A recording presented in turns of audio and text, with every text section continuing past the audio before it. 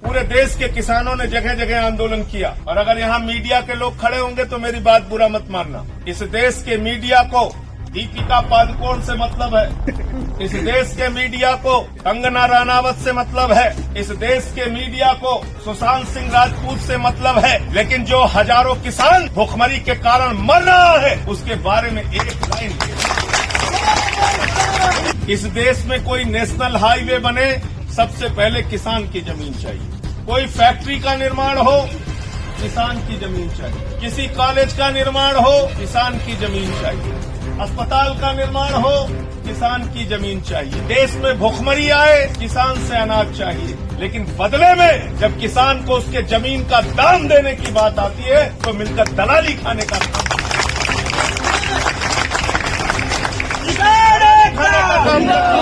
और इस दलाली को खाने में कौन कौन से लोग शामिल हैं? वो पूंजीपति जो आपका जमीन लेता है। इस बिल में मोदी जी ने ऐसा फार्मूला दे दिया है कि दलाल खत्म हो जाएंगे। अरे मोदी जी, ये दलाल जो अधिकारी के रूप में डीएम और एसडीएम के दफ्तरों में बैठे हैं, इनको कैसे दूर करोगे? पहले दलाल तो हर जिले में मौजूद है, यही पूंजीपतियों के दलाल हैं और इनको भी छोड़ दो। जो मंत्री बैठे हुए हैं, सरकार में जो नेता बैठे हुए हैं, जो ये पूंजीपतियों के दलाल हैं, इनकी दलाली कैसे दूर करोगे? इनको बिचौलिए से कैसे हटाओगे बताओ? तो इसलिए ये जो काम आपके साथ किया गया है, जितना भी मोहित जी ने बताया, 2007 का समझौता, समान मुआवजा देने का समझौता, मुआवजा बढ़ेगा तो बढ़ा हुआ मुआवजा दिया जाएगा, इसका समझौता और कोई मुंह जबानी समझौता नहीं, लिखित समझौता होने के बावजूद अगर आप इनको मुआवजा नहीं दे रहे हैं तो किसानों के साथ विश्वासघात कर रहे हैं, उनके पीठ में छुरा मारने का काम कर रहे हैं। इसलिए किसान भाइयों, साथियों और दोस्तों, इस आंदोलन को छोटा मत होने देना। इस आंदोलन की गति को हर दिन बढ़ाने का काम कीजिए। हम लोग आपके साथ खड़े हैं। देश के प्रधानमंत्री को भी मैं इस मामले में पत्र लिखूंगा, प्रदेश के मुख्यमंत्री को भी लिखूंगा और देश के कृषि मंत्री को भी लिखूंगा। आपके डीएम से भी पूछूंगा कि अगर तुमने लिखकर दिया है तो मुआवजा क्यों नहीं दिया जा रहा है। लेकिन इसके साथ साथ याद कर लेना, ये इतने बेशर्म है। आजकल एक कहावत है कि बच्चे भी अगर नहीं रोते तो माँ दूध नहीं पिलाती। आपको जोर जोर से आवाज लगाने के लिए तैयार रहना पड़ेगा। इतनी जोर से आवाज लगाओ मिलकर कि ये गूंगे बहरे लोग जो बैठे हैं वो आपकी आवाज को सुन सके। और पूरे देश के किसानों ने जगह जगह आंदोलन किया और अगर यहाँ मीडिया के लोग खड़े होंगे तो मेरी बात बुरा मत मानना। इस देश के मीडिया को दीपिका पादुकोण से मतलब है, इस देश के मीडिया को कंगना रनावत से मतलब है, इस देश के मीडिया को सुशांत सिंह राजपूत से मतलब है, लेकिन जो हजारों किसान भूखमरी के कारण मर रहा है उसके बारे में एक लाइन।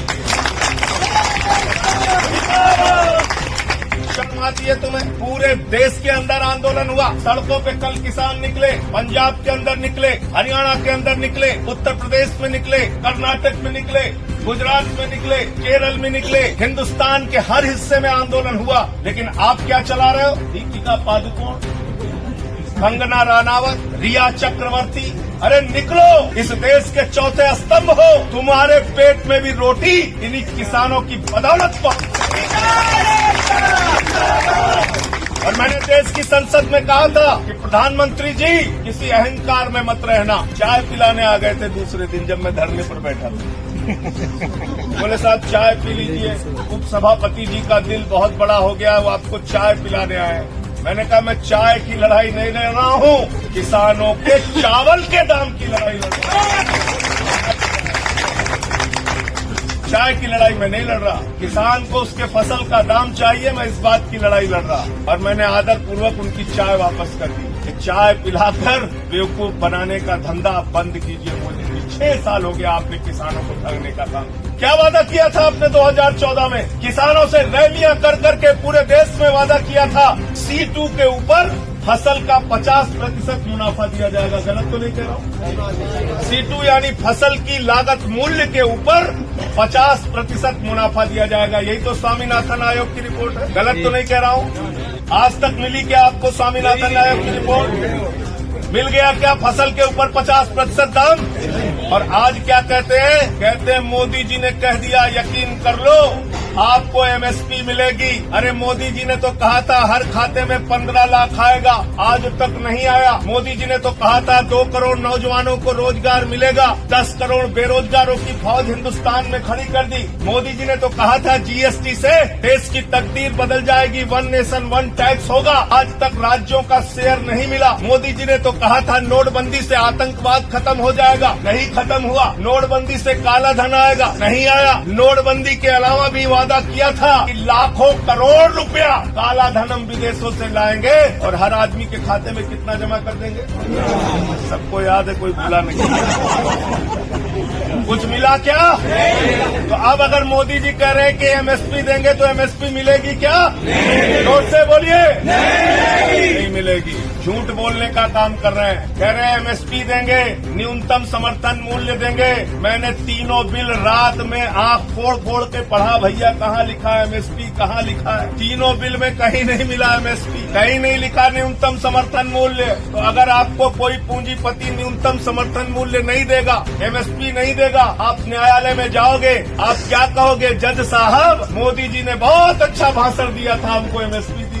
जज साहब कहेंगे बिल में नहीं लिखा, इसको लो और भागो यहाँ से। तो समझ में आ गई। और दूसरी बात क्या लिखा है बिल में? उन्होंने लिखा है असीमित भंडारण की छूट होगी। युद्ध और महामारी को छोड़कर कोई भी पूंजीपति आपके अनाज को, आपके फल सब्जियों को, आपके चावल दाल को असीमित भंडारण कर सकता है। ये कानून में लिख दिया गया। यानी जमाखोरी अब हिंदुस्तान में लीगल हो गई, लीगल, कानूनी रूप से वैध हो गई।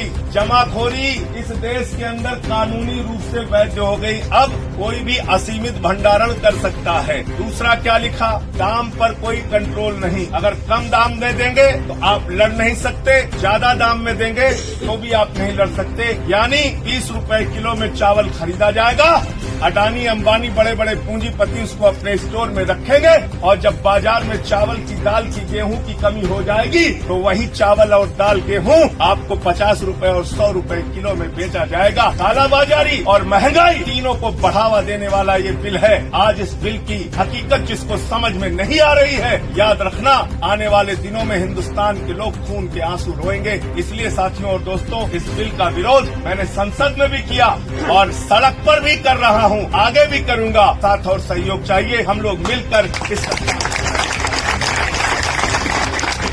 और एक बात और हाथ जोड़कर कहूंगा, चौधरी साहब कहते थे देश की तरक्की का रास्ता खेतों और खलिहानों से होकर जाता है। और हिंदुस्तान में बड़े नेता हुए, देश के पूर्व प्रधानमंत्री स्वर्गीय चौधरी चरण सिंह जी और देश के पूर्व उप प्रधानमंत्री देश के चौधरी स्वर्गीय चौधरी देवीलाल, ये दोनों किसानों के बड़े नेता हुए, बड़े नेता हुए। जिंदगी भर किसानों की लड़ाई लड़ी, किसानों की चिंता। लेकिन उनके साथ जब वोट देने के लिए किसान जाता था तो वे नहीं देखता था कि हम जाट हैं, कि गुर्जर हैं, कि ठाकुर हैं, कि यादव हैं, कि ब्राह्मण हैं, कि दलित हैं, कि सवर्ण हैं। लेकिन दुर्भाग्य से इस भारतीय जनता पार्टी की सरकार ने हिंदू और मुसलमान में किसानों को बांट दिया, जातियों में किसानों को बांट दिया। किसान भाइयों, आपकी एक जाति है, किसान जाति, और